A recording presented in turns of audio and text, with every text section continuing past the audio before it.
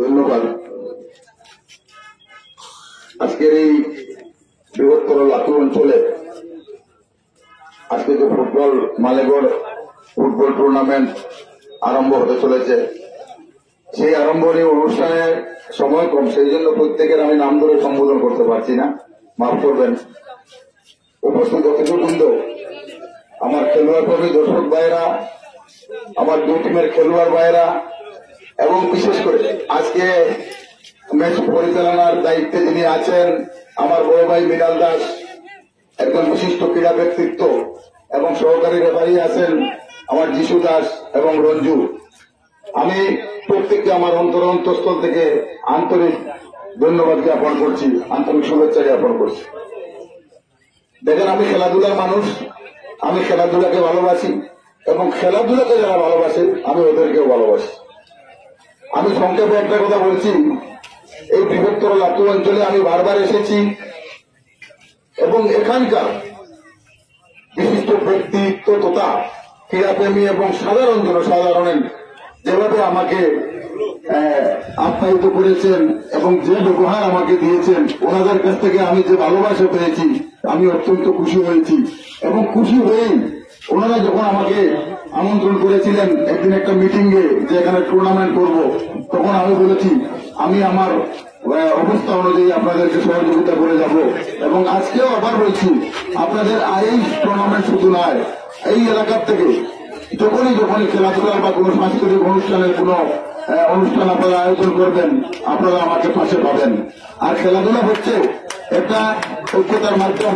বর্তমান সময়ে খেলাধুলা অত্যন্ত প্রয়োজনীয়। আর বর্তমান সময়ে যুব সমাজ দেখেন বিভিন্নভাবে বিভিন্ন বিপদে পরিচালিত হচ্ছে, সেই বিপদ থেকে আমরা মুক্তি পেতে হলে একমাত্র মাধ্যম হচ্ছে স্পোর্টস, খেলাধুলা। তাই আমরা প্রত্যেক গার্জিয়ানরা আমাদের বাচ্চা কাচ্চাদেরকে খেলামুখী, ক্রীড়ামুখী, মাঠমুখী করার আহ্বান জানিয়ে আমার প্রত্যেককে ধন্যবাদ জানিয়ে আমার বক্তব্য শেষ করলাম। ধন্যবাদ। লাতু অঞ্চলের মানুষ, দর্শক যারা আছেন মাঠের মধ্যে বসে আছেন, দয়া করে আপনারা দাঁড়িয়ে যান। শুধু আপনাদের খেলা দেখে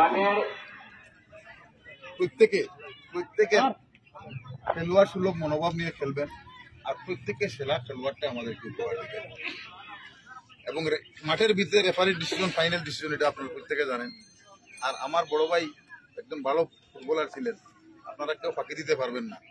এবং যদি কোনোদিনও কোনো ভুল ত্রুটি হয়, তা কিন্তু রেফারি করো খুব খেয়াল রাখবেন। আর রেফারি যে ডিসিশন নেবে, এই ডিসিশন এটা খেলাধুলার একটা পার্ট, এটা কিন্তু মাথা ভর্তি হতে নেবে। ধন্যবাদ।